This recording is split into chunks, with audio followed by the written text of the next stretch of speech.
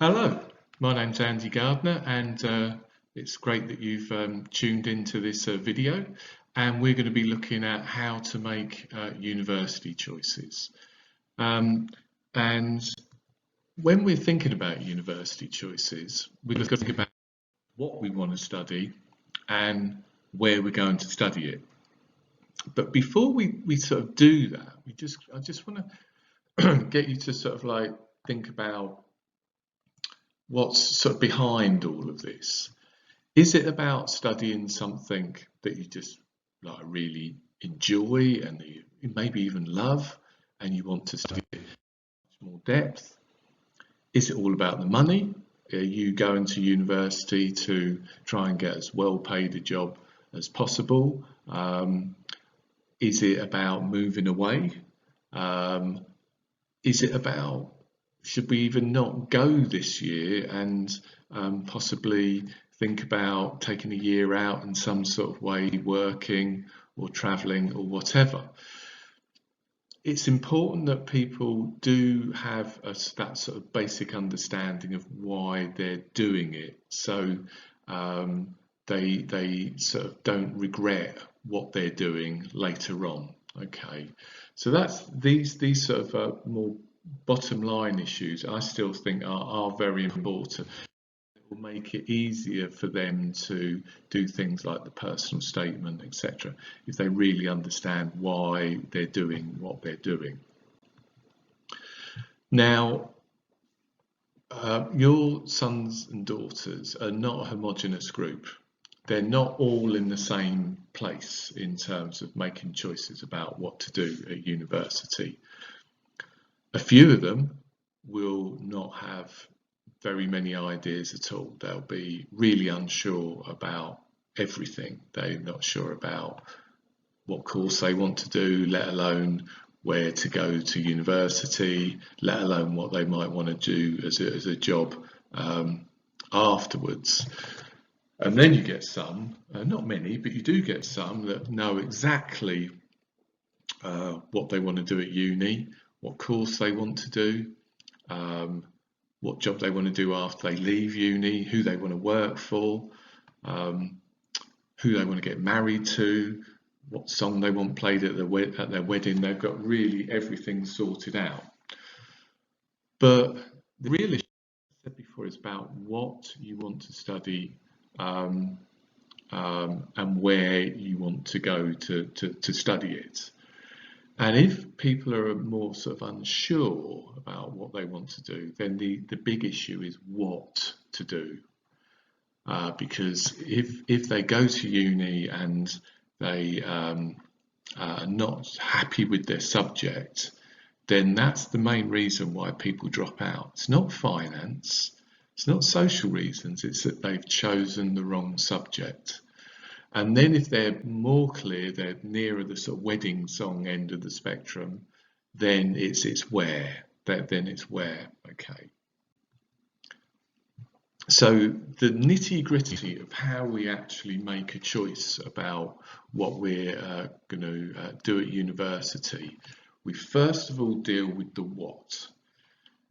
Now that could be what do I want to do? It could be they love something that they're doing in their current A level or BTEC provision, so they're studying psychology at A level, or they're studying health and social care, and they really enjoy elements of science related to health.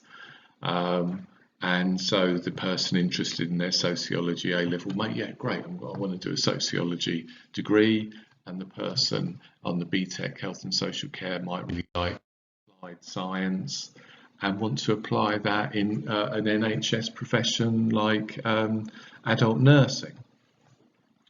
It could be that they then relate their interests to an actual career. It could be that they've maybe done some, well, at the moment, virtual work experience, and it's related to a career area, whether that's law, or whether that's psychology, or whether that's even hotel management, and you do a degree related to that area at university.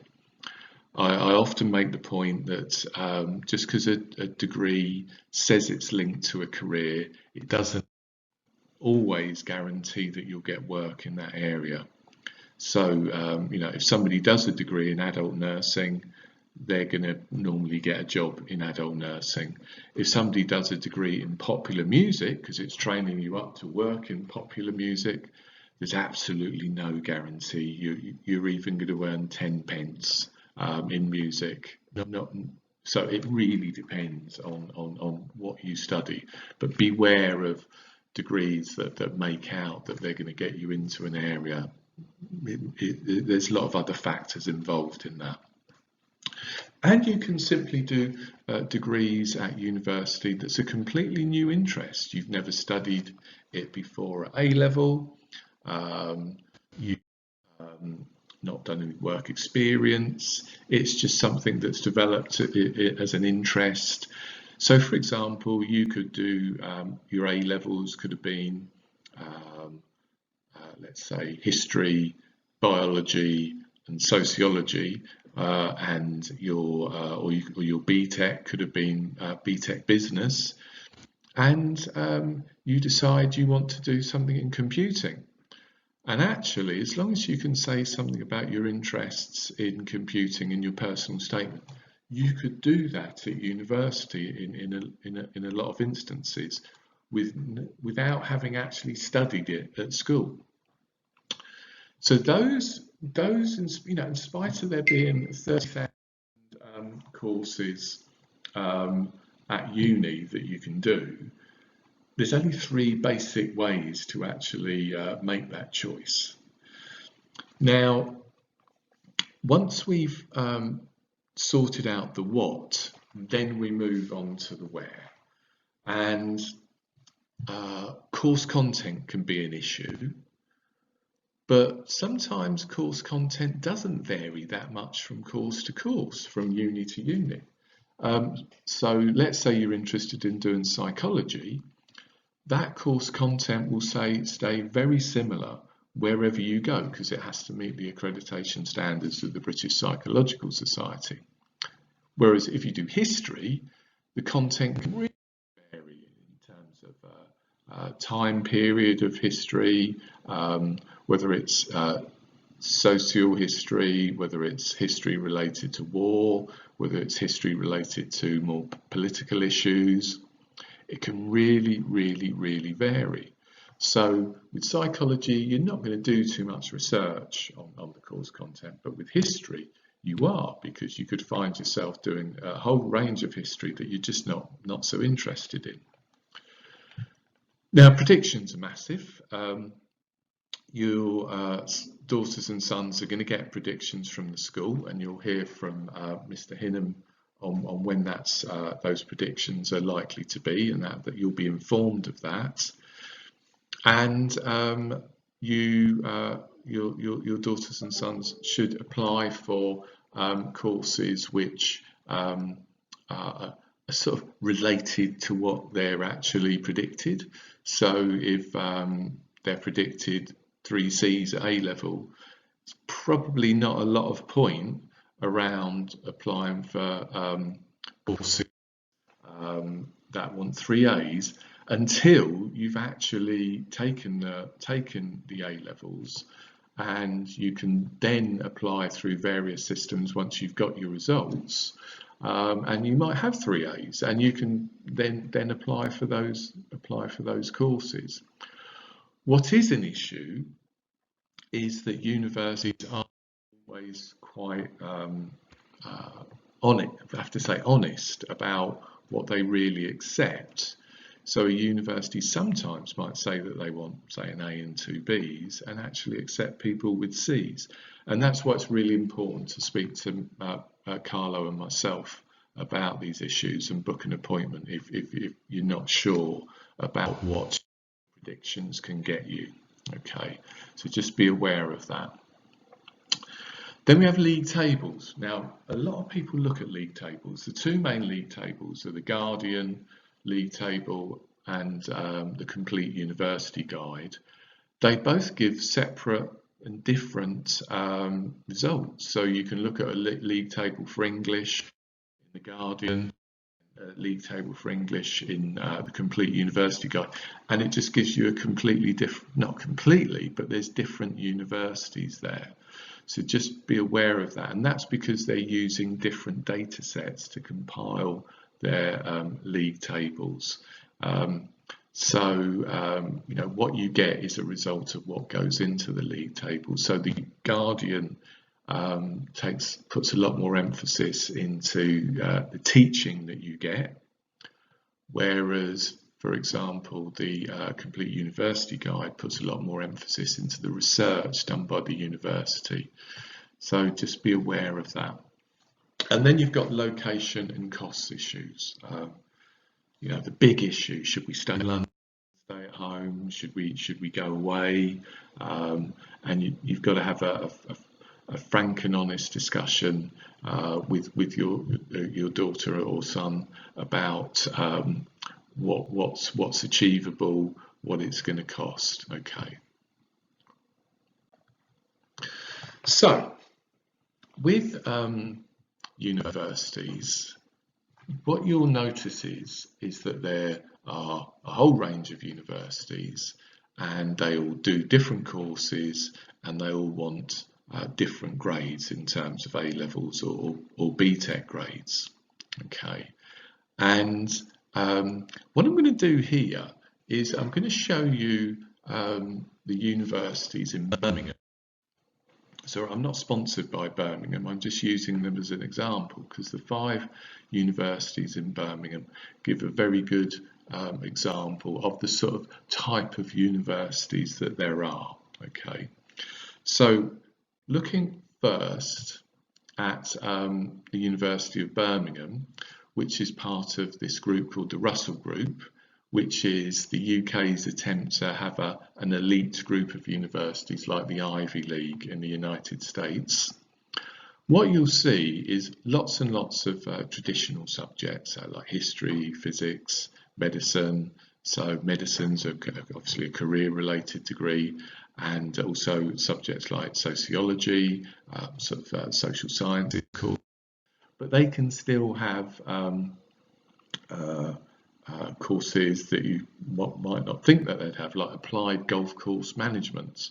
But in the main, there's sort of a lot of subjects that one would expect to be at a highly selective university. And so one of the issues here is with grades. And so with the courses at Birmingham, you're looking at the high level, a range of grades which might go from them wanting some A stars and A's at A level to generally about A and 2 B's is the lowest that they will go. Okay, so you've got that range. And you've got other universities like that, like in the Russell Group, you've got the extreme, which is say Oxford and Cambridge.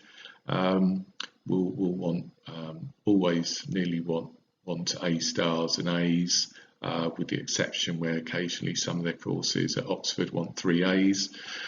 But you can sort of see the grade range there, and increasingly some of the Russell Group universities are considering BTEC students, and but again they'll be looking at distinctions, possibly distinction stars. Okay, so that's the University of Birmingham, which is probably the most selective area. Then we have a university called Aston University, which is part of a group of universities that were set up in the early 1960s. Like other ones include Surrey, Bath, Salford, Brunel in London. And what's very unique about these universities like Aston is that they do a paid placement year, whatever course you do.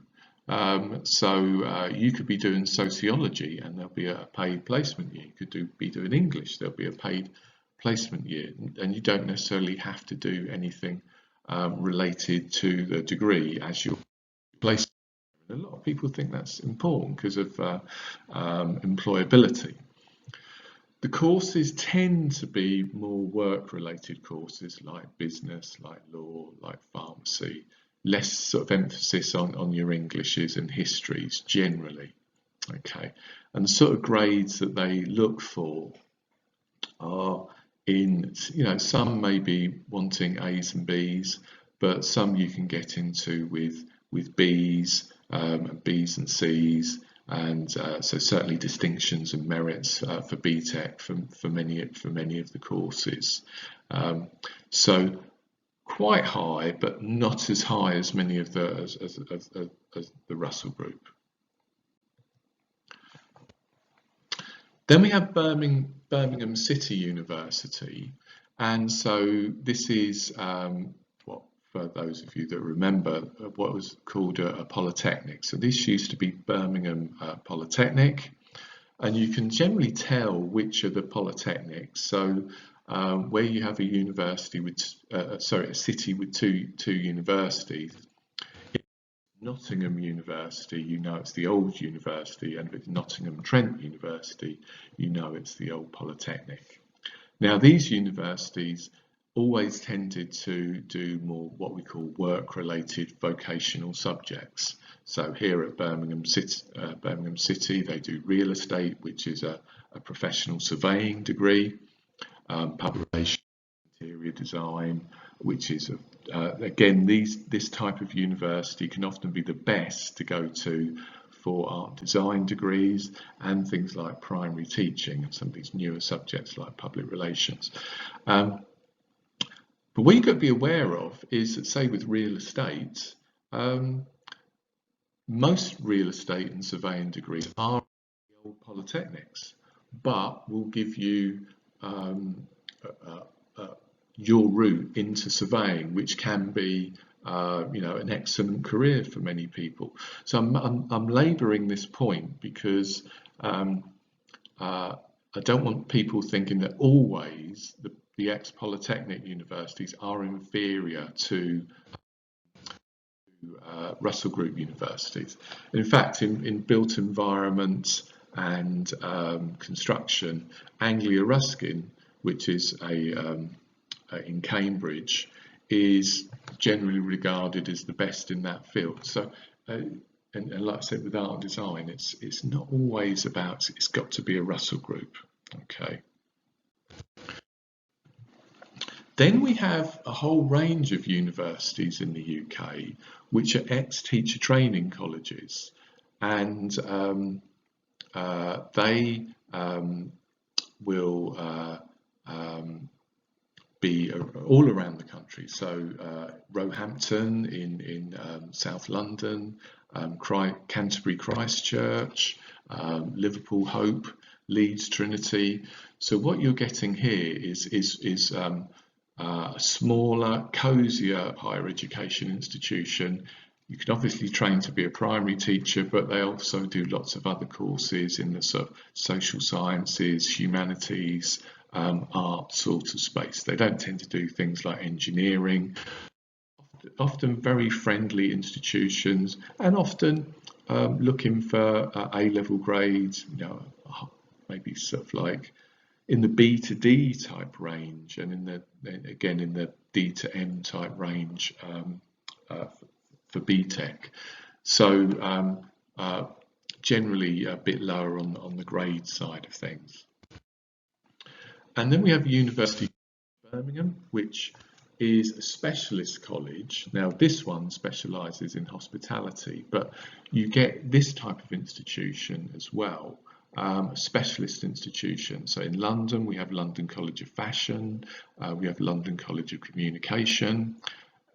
You could be looking at agriculture, like Writtle College. You could be looking at music, like Leeds College of Music, or art and design, like Leeds College of Art and Design and Ravensbourne in London.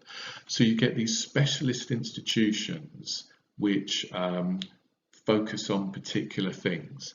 And again, depending on the institution, so say it's an art design institution, they're going to be very concerned about your portfolio from your foundation course. And if it's a hospitality institution like this, they won't be too fussed about A-level and BTEC grades. It can often be just as much about your interest and your enthusiasm for the subject that you're applying for. So that's a sort of little summary of how to look at all these universities, because once your daughter or son starts looking, there's going to be so many institutions coming up, and it's going to be confusing what they all are and what the difference is. There's a plethora of websites you know, the main go-to one is going to be UCAS Course Search, but I actually find the Uni Guide a bit more easier to use when you're just starting your search. There's those ratings websites which I don't think you should get obsessed with, but can be worth looking at, especially when there's a university you haven't heard of high up the list. There's one called Discover Uni, which has, it's quite difficult to use, but it has lots of information about, say, what people are earning 3 years after they've left that degree. Don't forget the individual university prospectuses, because they can tell you about the course content. There's lovely graphical information on one called SACU, another one called What Uni, and the school pay for a provision which is called Unifrog, and that's worth using. Now, UCAS. I think too much is said about UCAS because at the end of the day, it's just an application form. UCAS itself is not the universities you're applying to. It's just a system that gets your application to the university. And there's only two things which involve your daughter or son making any sort of creative input. The rest is just form filling and process. And that is, what 5 choices are they going to make and what are they going to say in their personal statement. Now, we're going to be doing sessions on personal statements with your sons and daughters, so don't obsess with that at the moment, but that is something which they are going to have to do, and it's just getting across why they want to apply for this subject and what evidence they've got. They're interested in what they're applying and they understand what they're applying for. The 5 choices are the other thing that they've got to make a creative, individual decision on. And so this is imagining somebody's applying for business studies or management studies or business management. It's all the same thing at these 5 universities. And so somebody maybe is doing A-levels and they're actually predicted ABB, and they've got 2 courses which are a little bit above what they've been predicted. They've got one that's Leicester that's on what they've been predicted, and then Portsmouth, which is roughly being predicted BBC, and Leeds Beckett, which is being predicted BBB. But actually it then gets a bit more sophisticated because Leeds Beckett and Portsmouth will probably take you with a little bit lower, possibly substantially lower, and Leicester will probably take you with a bit lower, but Leeds certainly won't, and nor probably with Manchester. They might go down to ABB on results day. So there's an art there in getting those 5 choices, and that's one of the issues that we'll often talk with students about when they come to see us. But those are the 2 main things to concentrate on. Everything else with UCAS is just process. Of course, student finance is a biggie, and you will apply for that in May of next year. Okay, so it's not an urgent thing to consider at the moment, and we will tell your daughters and sons when they have to apply.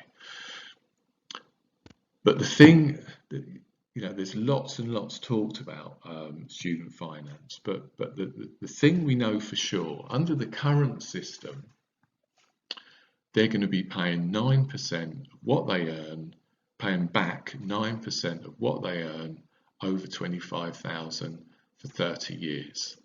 Okay, and that's that. And they may pay it off, not. They've got 30 years to pay it off, and that is the one big no-known that we know about student finance. And the other thing is what you get in from the student finance system to cover your costs if you go away will not cover your costs. So it's really important that you realise now that you will be supporting your son or daughter if they go away, because what you get from the student loan system is not enough to cover that. And as your daughter or son starts, once they've applied and been made offers, and they're looking at things like halls of residence, you will see the costs of those halls of residence, and you will see what money you're getting in from the system, and you will see it doesn't work out at all. So they need that support. If you can't give them that support, then there is a real issue there. What bursaries and scholarships does the university can provide? They may have to do part-time work while they're at university. It's a cold, hard reality, and there's nothing much I can do other than give support on where to go for bits of funding. But it sometimes the situation gets so bad, it is best just to stay at home, and I'm sorry about that, but that's just the reality of it. And there's a couple of websites which are great to look at for student finance. Sorry to give you a bit of a downer on that one. So that's me talking about university choices. Think about what you want to do. Is it something that you really love? And then spend a lot of time exploring where you want to go. University visits, obviously at the moment, are difficult and are not going to happen for a while, but there are virtual university visits, so I'd recommend that your son and daughter does do those. Okay, so thank you very much for listening, and hopefully speak soon.